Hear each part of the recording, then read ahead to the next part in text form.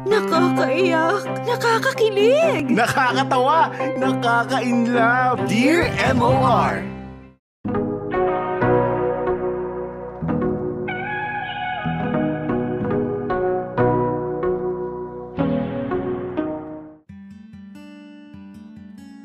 Dear MOR, magandang araw po mga kamarkada. Ako po pala si Mike, 28 years old at isang admin staff sa isang kumpanya dito sa Laguna. Hindi ako nanggaling sa isang mayamang pamilya at dahil hanggang ngayon ay maliit ang sahod ko, ay talagang maingat na maingat ako sa mga gamit na binibili ko, kagaya na lang ng cellphone.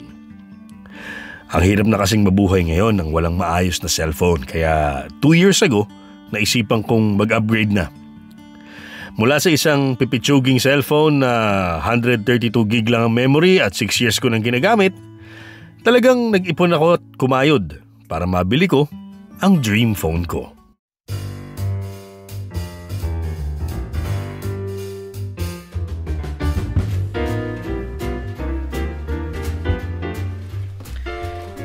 Putik, nalaglag na naman tong phone ko. Sabi ko nga kasi sa'yo kuya, bumili ka na ng bago eh. Gusto ko nga kasi yung medyo mahal na. Regalo ko na yun sa sarili ko. Ilang buwan mo nang sinasabi yan? Rose, promise. Sa susunod na sweldo talaga, bibili na ako.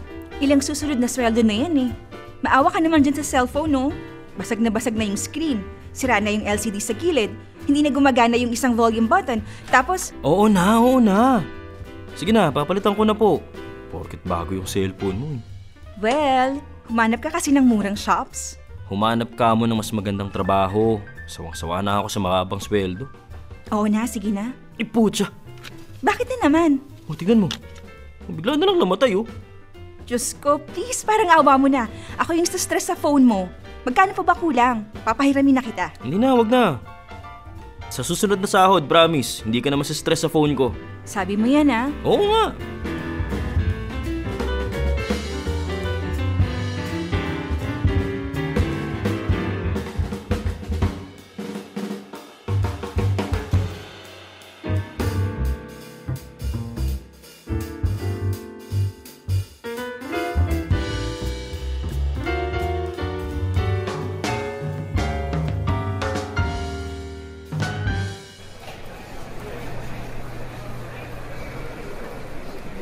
Ano ba naman tong si Ate Betty? Sino yan? Yung katrabaho kong lagi nangungutang. Ano raw sabi ngayon?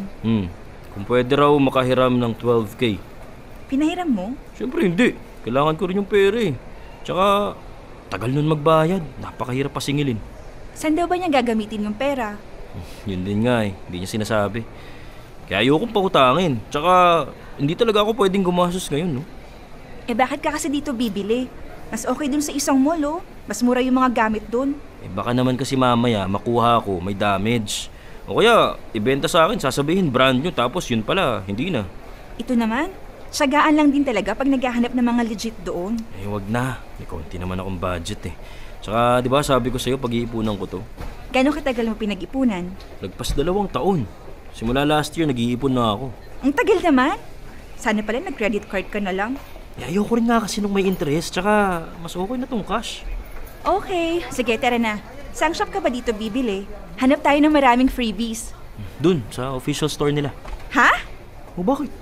Ang mahal dun. Mas mura dyan sa ibang stall, oh. Di ba sabi ko nga sa'yo, pinag-ipunan ko to. Prepared akong gumastos. Dream phone ko to eh. Baka mamaya wala na tayong pamasahe pa uwi, ha? O edi, yun ang sagutin mo. Utot mo, maglakad ka. Napakakuripot mo talaga. Tara na, yan na yung store. Sure ka na ba dyan? Oo nga. Makatanong ka naman, ikaw ba gagastos? Ito naman. Sige na, dyan na. At least after 6 years, mapapalitan mo rin yung cellphone. Good afternoon po. Good afternoon din ho. Asan mo yung latest model nyo? For anong item po, sir? Cellphone, tablet, smartwatch, or laptop? Cellphone po. Dito po tayo, sir. Latest model? Takti, ang yaman mo, ha? Huwag kang maingay, nakakahiya ka naman.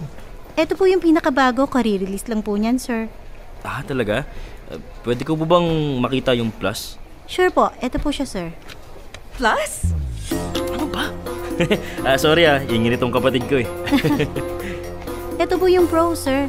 Available po siya in different colors. at saka iba't ibang storage. Yung 128 gig po sana, yung yellow. Yellow? Kukunin niyo na po ba, sir? Opo. Agad? Okay po, pa-wait lang po, sir. Di mo man lang ba muna i-check? Na-check ko na yan. Ilang beses na akong pumunta rito eh. Tsaka, sabi ko sa'yo, prepared nga ako, di ba? Alam ko na yung gusto ko. May pambayad na ako, so ba't ko papatagalin? Lagpas 60K para sa isang cellphone? Totoo ba? Bakit? Cellphone mo rin naman ah. Hoy, hindi Lumang model nito. Sobrang mas mura to kumpara dyan sa cellphone mo. Sir, dito na lang po tayo. Gagi, ayan na.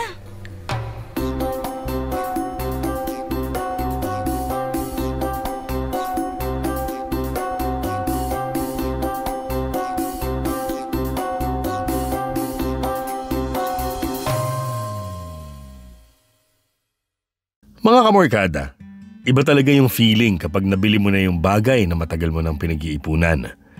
Simula last year ay sinabi ko na yung latest model ang bibiling ko at cash para hindi ko kailangang alalahanin yung pagbabayad kada buwan. Sobrang saya ko na after 6 years, maayos na ang cellphone ko. Ingat na ingat ako. Ibinili ko kaagad ng screen protector, phone case at iba pa accessories. Lagi ko ring hawak yung phone ko, hindi ko iniiwan kung saan-saan at hindi ko nilalabas sa daan kapag naglalakad. At dahil nga may outing kami sa isang resort sa Pansol ngayong weekend, ay binili ko rin agad siya ng waterproof bag. Pero, kahit anong ingat mo pala sa mga gamit mo, ay may mga bagay pala talaga na hindi mo maiiwasan.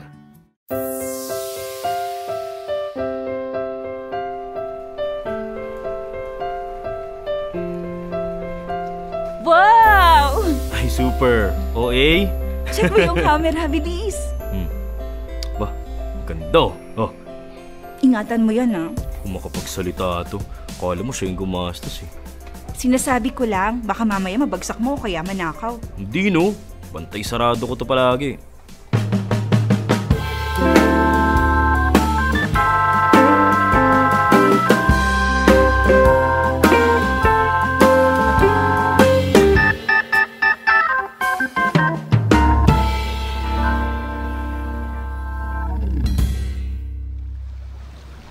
O, diba? Ang pogi mo sa mga pictures na yan. Kaya nga eh. Saan mo nga sa akin yan, Lito? Gagawin kong bagong profile picture. Hindi ito nakakapag-send sa Android, pre. Sus. Okay lang, tinan mo. Uy! Grabe ka na. Sa patuho eh. Kailan mo nabili, pre? Nung Sabado lang. Angas, pre, ah. Mas maganda pa to kaysa dito sa akin, ah. Ako pa. Uy, yellow, ah. Ito rin yung bala ko sanang bilhin, eh. Talaga? Bibili ka ulit ng bagong phone? Teka, akala ko bago pa yung phone mo. Hindi. Feel ko magpapalit na rin ako baka sa susunod na sahod. Tingnan mo to, pre. Bagong smartwatch ko. Ay, talaga? Teka, okay pa yung dati mong smartwatch eh. May bagong features ng new model nila, eh. Tol! Uy, tago mo bilis. Baka mamaya madampot ni David. Grabe ka naman. Alam mo naman na malikot kamay niyan, di ba? Totoo ba talagang siya yung nagnako ng hard drive ni Kim? Siya lang naman yung naiwan sa opisina nung time na yun, di ba? Mike! Uy, yung pinapa-order ko sa'yo yung pizza, okay na ba? Ha? Okay na, na-order ko na. Okay, thank you. Teka, Oh, yan na nga. bagong cellphone ba yan? Oo, kabibili ko lang na Sabado. Ayos ah! Di ka na magtsatsaga sa 32 gig na storage. Andito na yung alak, inuman na!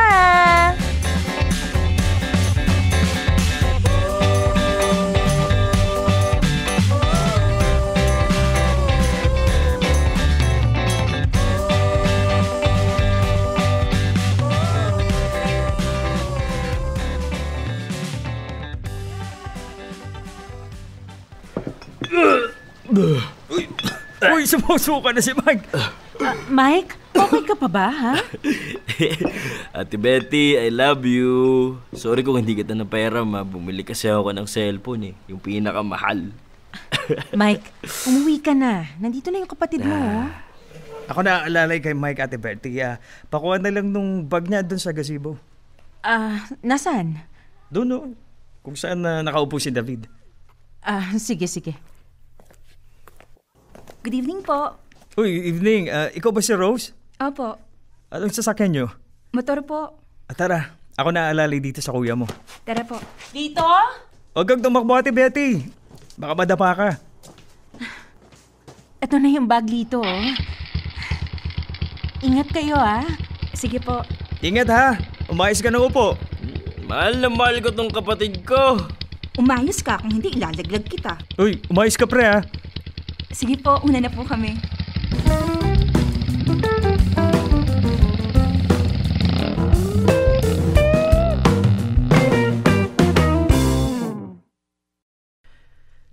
Ay, sakit ng ulo ko. Ayan, inom pa. Teka, yung cellphone ko. Aba, ewan ko sa'yo. Baka nasa bag mo. Ha? Teka, ba't wala dito? Ha? Wala ba sa bulsa ko kagabi? Hindi ko napansin. Seryoso ka ba?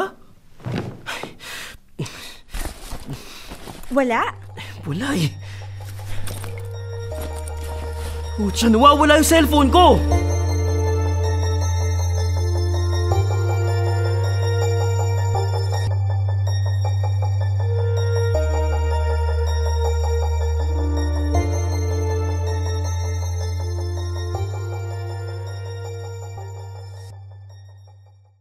Mga kamorkada, sobrang nanlumo ako sa nangyari. Sobrang anxious ko. Sobrang lungkot ko na talagang umiyak ako nung gabing yun. Lagpas 1 taon ako nag-ipon para sa dream phone ko at wala pa 1 linggo, mawawala na siya kagad sa akin. Napilitan akong gamitin uli yung lumang cellphone ko pero tinry ko agad i-track yung cellphone ko pero dahil ilang araw pa lang siya sa akin at medyo naninibago pa ako, hindi ko pala na-on yung feature na yun. Pilit kong inalala kung saan ko to huling naiwan pero dahil nga lasing, halos wala akong matandaan sa mga ginawa ko nung gabi ng outing. Nagtanong na rin ako sa mga katrabaho ko pero wala raw sa kanila nakakita or nakakuha nito. Sinubukan ko rin kontakin yung resort pero hindi sila sumasagot sa mga text o tawag ko kaya nagdesisyon ako na puntahan na lang sila. Pero bigo pa rin ako.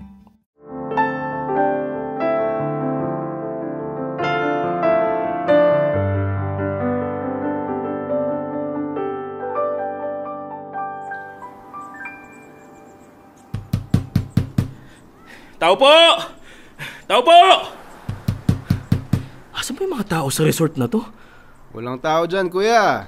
Po? Walang tao. Asan po? Umuwing probinsya yung caretaker niyan. Yung may-ari po? Wala, nasa abroad yung mga yun.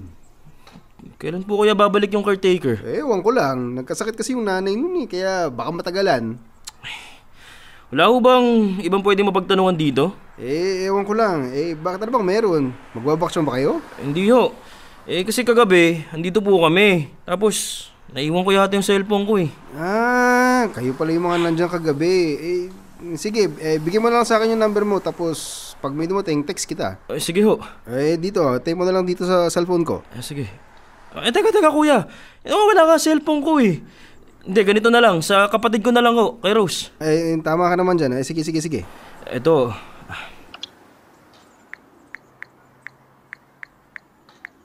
Yan. Thank you po. Sige, balitaan na lang kita ha.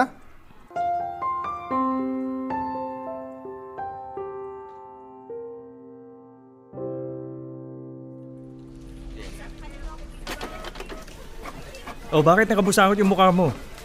Wala. Anong wala? Halatang mainit ang ulo mo. Nawawala yung cellphone ko. Shit, totoo ba? Sayang, bagong-bago pa naman yun eh. Parang masaya ka pa. Alam mo, kung sino man talagang kumuha nun, magtago na siya. Hindi naman sa pag-ano pero diba si David yung naiwan sa gazebo? Kasama yung mga bags natin? Totoo ba? Oo. Tanong mo pa kay Ate Betty. Siya yung kumuha ng bag mo galing dun sa gazebo. Hindi ko matandaan eh. Lasing na lasing kasi ako eh. Gago, seryoso nga. Saglit nga, kakausapin ko si Ate Betty. Ate Betty! Ay! Oh, ano, bakit? Teka, ano yun? Ba't mo tinatago cellphone mo? Wala. Baka may makita ko sa Facebook ko eh. Marketplace ba yung nakita ko? Ha? Hindi. Ano namang ibebenta ko? Ewan ko. Di ba kailangan mo ng pera? Nako, hindi na. May makukuha na ako next week eh. Talaga? Saan naman galing yan?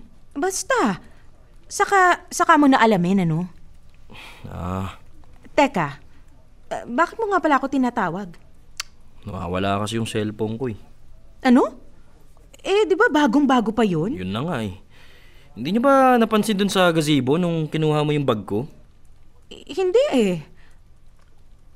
Pero, alam mo ba kung sinong nakita ko dun kasama nung ibang mga bags natin? Sino? Si David? Oo. Tignan mo, umabsent pa ngayon. Tanungin mo pagpasok niya bukas. Alam mo naman, di ba? Medyo malikot yung kamay nun.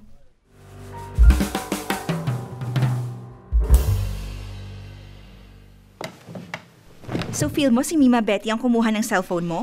Ewan ko nga eh. Hindi naman kasi ganun si Ate Betty. Bakit mo siya pagdududahan? Kasi nakita ko kanina na may nililista siyang item sa marketplace niya. And, malay mo naman ibang gamit. Bakit siya nagulat nung dumating ako? Bakit tinago niya sa akin? Baka nahihiya siya sa kung ano mang binibenta niya. Bakit naman siya mahihiya? Aba, malay ko. Hindi ko naman siya kilala. Pero di ba may katrabaho kayong malikot talaga ang kamay? Nagtataka nga rin ako kasi pinasa niya agad kay David yung sisi. Sa bagay, parang naging defensive agad siya, ganun. Diba? Tsaka tignan mo nung isang linggo lang, sabi niya, kailangan niya ng pera. Tapos nakita ko siyang may nililista sa marketplace. Tapos sabi niya, next week, may matatanggap na raw siyang pera. Bukod pa dun, siya yung kumuha ng bag ko dun sa gazebo eh. Baka mamaya, dun niya dinukot yung phone ko. Gagi, edi sa tingin mo yung cellphone mo yung binibenta niya sa Facebook? Yun nga, posible yun. Betty naman eh. So anong balak mo? Kakusapin ko siya bukas.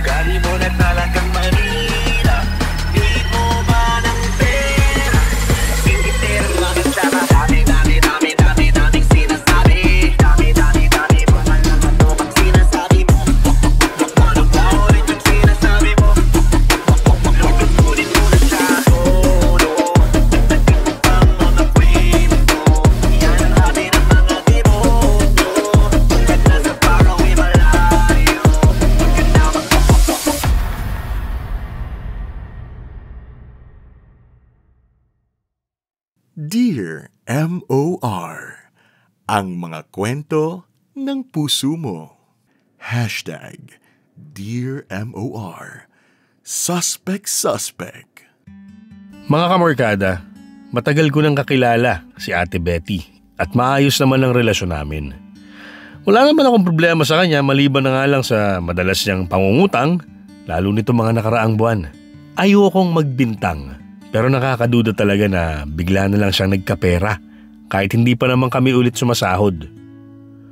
Bukod pa doon, hindi rin niya sinasabi kung saan niya ginagamit yung pera na hinihiram niya. Handa na sana akong kausapin siya. Pero nagkaroon ng isang pangyayari na magpapabago ng isip ko at ibabaling ang atensyon ko sa ibang tao.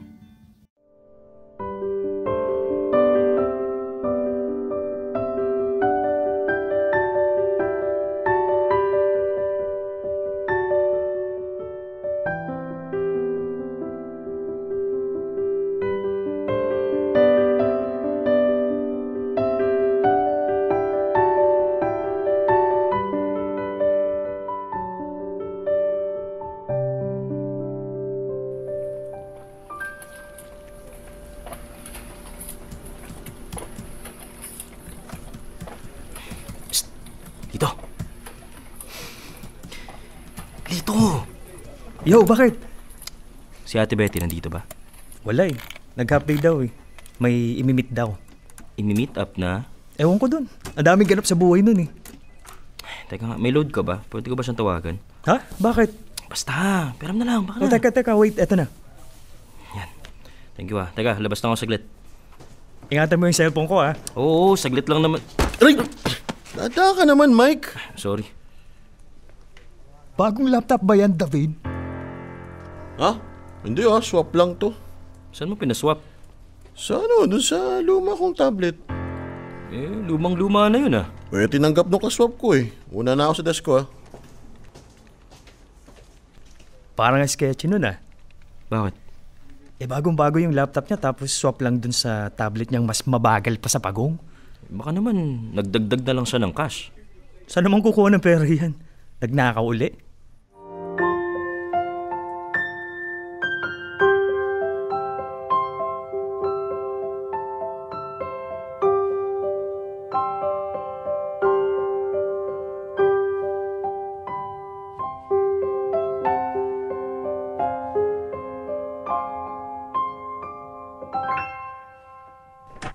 So feeling mo naman ngayon si David yung kumuha ng cellphone mo? Kasi may punta naman si Lito eh.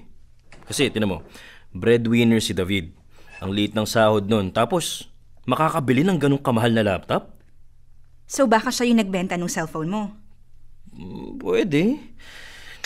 Bakit ko kasi hindi tinurn on yung track my phone na yun eh? Wala naman kasi ganun yung dati ko cellphone. Pero feel mo talaga siya na yung nagnakaw at hindi si Mima Betty? Hindi naman kasi magagawa ni Ate Betty na nakawan ako. Pero si David, meron na siyang history na nagnakaw na siya noon. Tapos nung gabing nawala yung phone ko, siya lang yung nandun sa gazebo. Nandun lahat ng gamit ko. Pero sure ka bang nasa bag mo yung cellphone mo nung gabing yun? Kasi never mo naman yun binitawan eh. Oo, sa tingin ko, doon ko naman nilagay yun. Sa tingin mo? So hindi ka sure?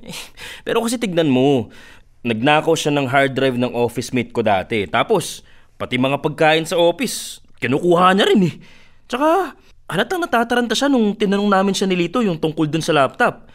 Yung tipong gusto niya agad umalis dun sa usapan namin. So halatang guilty siya? Oo, medyo. Ang dami na pala ninanakaw niya eh. Bakit di pa siya nasisisante? Wala raw kasing solid na ebidensya na siya talaga yung kumuha. Tsaka, paborito siya ng manager eh. Sigim pa nga yung nag-resign kahit na siya yung nanakawan eh. Loko-loko pala yung David na yan eh. Malakas talaga kutob mo na siya? Medyo. Pero, inaalala ko rin kasi kung sa bag ko ba iniwan yung phone ko dahil hindi ko naman yung binibitawan eh. Kaso nga, lasing ka, di ba? Alam mo, kukomprontahin ko na lang siya bukas. Magpapasama na lang siguro ako kay Lito. Si Lito ba yung katrabaho mo na every year laging may latest gadget? At gaano katagal mo na nga ulit siyang kakilala? Mga 4 months na rin siguro. Hindi ba medyo nakakapagtaka rin na laging bagong model yung mga gamit niya? Ang liit na sahod niyo. Ewan ko.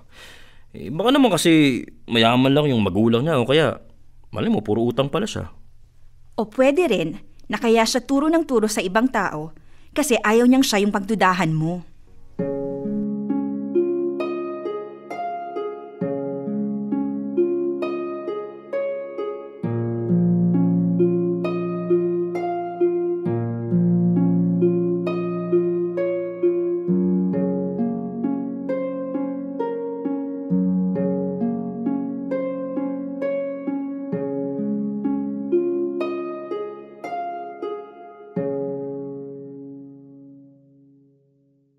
Mga kamorkada, noong una ay nalilito pa ako kung sino ba talaga ang dapat kong pagdudahan. Noon, akala ko si Ate Betty dahil alam kong kailangan niya ng pera. Pangalawa, akala ko naman si David ang kumuha dahil sa history niya ng pagnanakaw. Pero mas nalito pa ako dahil sa sinabi ni Rose. Posible nga kasing yung tao palang nag-feed sa akin ng kung ano-anong mga idea tungkol kina Ate Betty at David ang totoong kumuha ng pinaghirapan kong cellphone. Naalala ko din na sa bulsa ko huling nilagay yung cellphone ko bago ako malasing ng sobra. At sino nga ba huli kong kasama nung nalasing ako? Si Lito. Ang katrabaho kong hindi mapapakali kung hindi latest model ang gamit niya. Pero hanggang pagdududa lang ang meron ako. Wala akong ebidensya.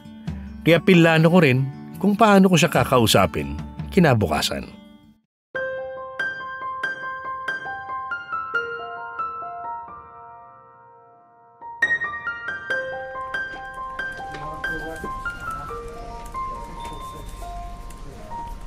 Tol, Oh, pwede ba kita makausap? nag-uusap na tayo. Pwedeng tayong dalawa lang. Bakit? Basta. Ay, teka. Ano yun? Ha? Bakit mo nilagay sa bulsa yung phone mo? Wala. Baka may, makita ka eh. Alam mo na. Bagong case ba yun? Oo. Tsaka, bakit parang lumaki din yata yung cellphone mo? Paano lumaki? Nag-vitamins ganon? Patingin nga ako, tol. Huwag na, uy. Curious na masyado sa phone ko. Pare, patingin lang. Huwag na. Ano mo naman yun? Titingnan. Maliban na lang kung may tinatago ka. Wala. Wala akong tinatago. O bakit tayo mong pakita? Ayan. Huwag mo na tatanggalin yung case, ha? Oo, baka babagsak yan. Oo. Bago ka mag-react, akin to. Ano to? Same model ng phone ko. Pareho pa ng kulay. Ito yun, tol eh. Pre, akin yan. Kakabili ko lang yan. Ba't mo tinatago kanina? Kasi alam kong pagbibintangan mo ako pag nakita mo. Lito, nasa bulsa ko yung phone ko bago ako pumuntang CR. Ikaw lang yung kasama ko bago ako sunduin ng kapatid ko. Pre, di ba sabi ko pareho tayo ng bibili na model? Ito yun. Pero sabi mo rin na sa susunod na buwan pa para makaipon ka. Pre, nakakuha lang ako ng pera, okay? Alam mo naman ako, gusto ko parati latest yung mga gamit ko. Patingin nga. Tol, promise, akin to. Parang ka namang bata eh. Titignan ko lang. Ayan oh. Di ba? Bagong-bago, hindi sa'yo yan. Ako pa pagbibintangan mo, is David yung huling naiwan dun kasama ng mga gamit. Hoy. Bakit ako nadadamay dyan? Kahit kailan hindi ako nagnakaw ng kahit ano. Yung hard drive ni Kim. Yung mga pagkain sa ref. Hindi ko kinuha lahat ng yun. Napagbintangan lang ako. Ay sus, nakabili ka nga ng bagong laptop eh. Baka naisanla mo na yung cellphone niya tapos para makabili ka niyan, di ba? Yabang mo ah. Sige, saan mo nakuha yan? Wala ka na dun. Tingnan mo na. Hindi niya masabi oh. Ewan ko kung bakit hindi ka pa tinatanggal ng HR eh. Nagkago ka pala eh. Hindi naman kasi totoong magnanakaw ako. Lahat ng yun maling bintang lang. Masyado kasi kayong judgmental. Gusto nyo malaman kung saan galing yung laptop tsaka yung hard drive na akala nyo ninakaw ko kay Kim? Sa boyfriend ko! Boyfriend? Masaya na kayo. Baka naman kasi ikaw talaga Lito yung nagsanla nun. Tapos bumili ka lang ng bagong cellphone para hindi ka mahuli. Bastos ka! Dadamay mo pa ako eh. Never ko naman nahawakan yung bag ni Mike. Si Ate Betty yung kumuha nun nung paalis na si Mike. Talaga bang idadamay niyo pa rin ako dyan? Lagi kayong humihiram ng pera sa akin eh. Tapos, last week bigla na lang nagkapera kayo. Oo nga, tapos may ka-meet up pa kayo nung isang araw. Baka naman nabenta mo na yung cellphone. Talagang ako pang ituturo mong kumuha ng cellphone, ha? Sige nga, saan kayo nakakuha ng pera at para saan yun? Na-approve na yung loan ko. Kailangan ko ng pera kasi manganganak na yung bunso ko. Masaya na kayo? Makala ko 19 pa lang yung bunso nyo. Kaya nga, bakit sa tingin nyo hindi ko sinasabi kung para saan yung pera? Kasi nahihiya ako. Tapos mananahimik kayo? Ikaw, Lito, kanina ka pa bintang ng bintang eh. Baka naman ikaw talaga yung kumuha. Sa amin mo lang pinapasa yung sisi. Wala akong kinukuha, Ate Betty. Lalong wala rin ako. Ay, lalo naman ako. Tama na! Tama na! Ganito na lang. Bumalik na lang tayong lahat dun sa resort at i-check ulit yung CCTV para tapos na.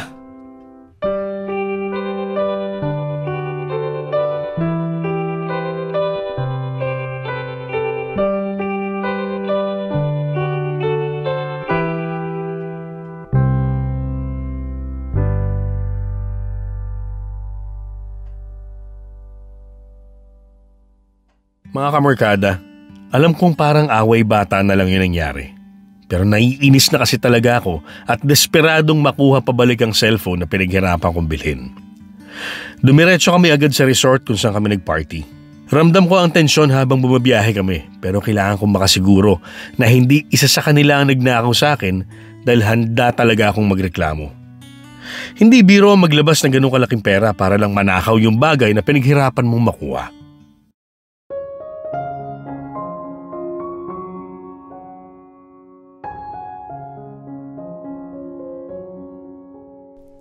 Pasensya na kayo, sir.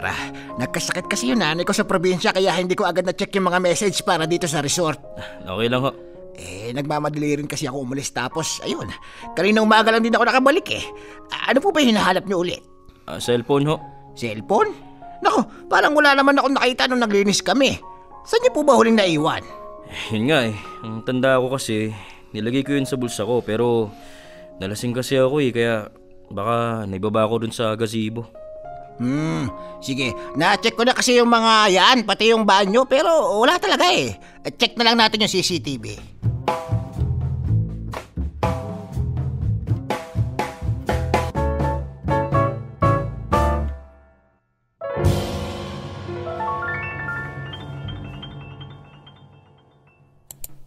Ito po ba yung part na to? Forward niyo pa ho.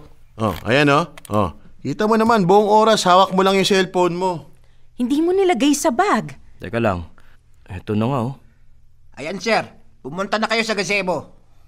Ayan ka, David, Nakikita ko, may mata rin ako. Huwag nga kayo magbangayan dito. Ayan, lumabas na kayo, sir. Dala niyo pa rin yung cellphone. Saan ako papunta niyan? Nakiparty ka sa amin dun sa pool. Oh, paano na natin makikita ngayon dyan? Natakpan ka na nung ibang tao. Forward nga po natin, sir. Ayan. Lumalayo ko na sa mga tao. Hawak ko pa rin yung phone ko. Sino tinatawagan mo dyan? Yung kapatid ko yata. Yan yata yung nagpapasundo na ako. Tapos bumalik ka ulit dun sa mga taong nagpa-party. O ayan, natakpan ka ulit. At least, sure na tayong hindi kami ni Ate Betty yung kumuha. Kitang-kita naman, hindi mo iniwan sa gazebo o sa bag mo. Saglit lang, hindi pa tapos, Yan. Palis na ako. Yan yata yung susuka na ako wala na yung cellphone mo. Hindi mo na hawak. Ha? Sisigurado na tayo na hindi ako, Saglit lang, hindi pa tapos, Ano bang problema mo? Kuya, pwede po ba nating ibalik yung footage tapos pagbagali natin ng konti? Sige po, wait lang po.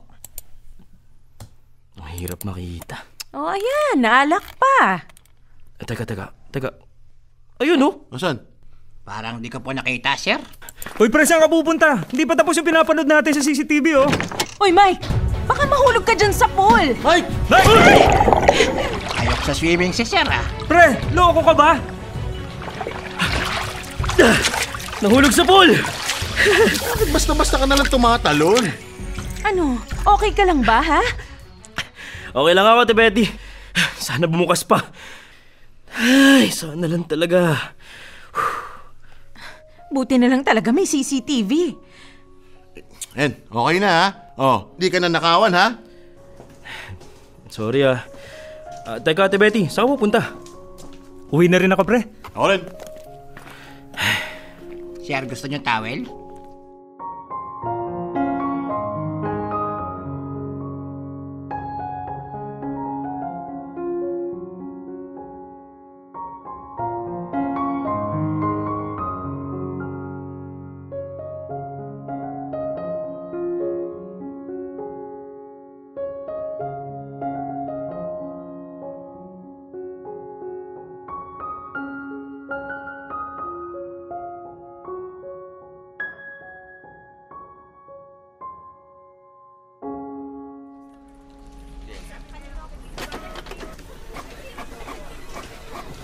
Ate Betty. Ito. Ano to? Damit pang baby para sa magiging apo mo. Ate Betty, sorry ulit Sa susunod kasi, Mike, bago magbintang, siguraduhin mo munang may ebidensya ka, ha? Opo. Sige na. Salamat dito. Bumalik ka na dun sa trabaho mo. Excuse me, padaan lang. Ay, David. Ito pala. Ano to? Couple ring yan para sa'yo tsaka sa boyfriend mo. Sorry hindi ko kasi alam kung anong okay na ibigay sa'yo so yan na lang. Para saan ba to? Wala, gusto ko lang mag-sorry sa nagawa ko. Hmm. Sorry ulit Basta next time, Huwag nyo nang pairalin yung prejudice nyo sa akin. Kasi mas lumalala yung tingin sa akin ng ibang nating katrabaho eh. Oo naman. Pero salamat pa rin dito. Sige, muna na ako.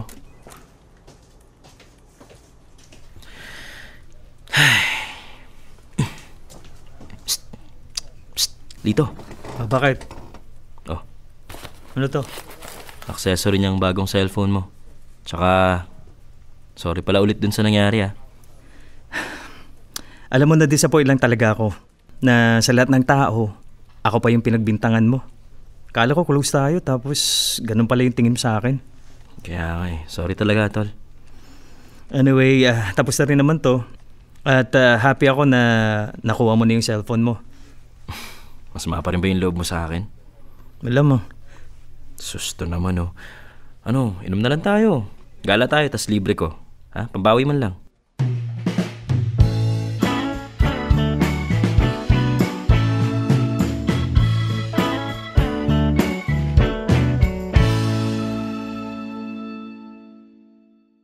Mga kamorkada, mali ang ginawa ko. Agad ako ng bintang nang walang ebidensya. Masyado akong naparanoid at nag-isip ng masasamang bagay tungkol sa mga taong nasa paligid ko. Siguro dala ito ng takot, ng anxiety at ng lubos na panghihinayang sa perang nagastos, pero alam kong kahit ano pa mang rason ay hindi nun may excuse ang mga nagawa't nasabi ko. Alam kong nagtampo silang tatlo sa akin at gets ko naman kung bakit. Hindi rin naman nagtagal, unti-unti ko rin naayos ang relasyon ko sa kanila. Sa ngayon ay maayos na uling samahan namin sa trabaho. Na-promote na si Ate Betty at lilipat na si David sa kumpanyang pinagtatrabaho ng boyfriend. Okay na rin kami ni Lito at sa totoo nga niyan, kami pa rin ang lagi magkasama sa trabaho. Dito ko na po tatapusin ang aking kwento. Sana po'y kahit papano, may napulot kayong aral dito. At salamat po ulit sa pagbibigay ng oras sa aking storya. Lubos na gumagalang, Mike.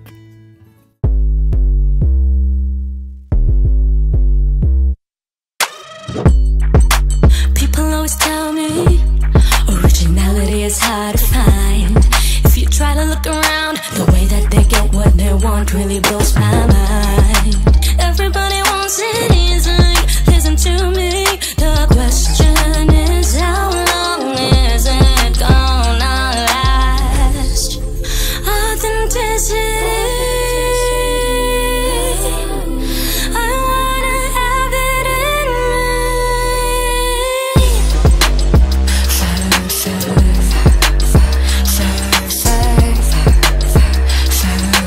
I'm not gonna fake it till I make it, I'ma be for real.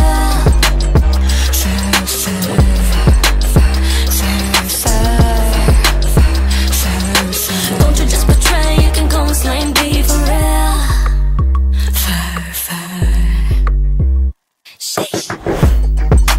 Things may not go your way and sometimes you won't understand.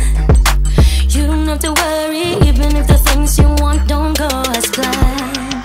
Don't be narcissistic, be realistic. The truth shall set you free. So if you want it, you could have it. I've been there. The secret to success, it isn't really secret at all. Authenticity, I know I have it in me.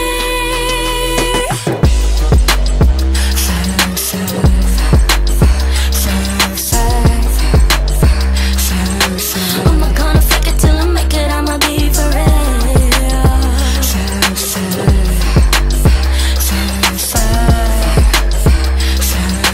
Don't you just betray, you can go and slay and be for real. When you look in the mirror, what can you see? A beautiful one, filled with possibilities. So stop comparing, you can't be judging. Everybody has their own reality. Hey, halika dito, pakinggan mo ako. Di ko ikakahiya kung sino ako. Nandito lang ako, di magbabago. Patuloy na magpapakatotoo kahit na ano pa ang opinion mo.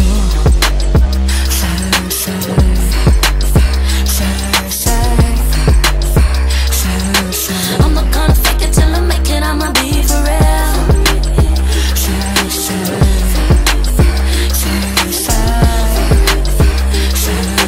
Don't you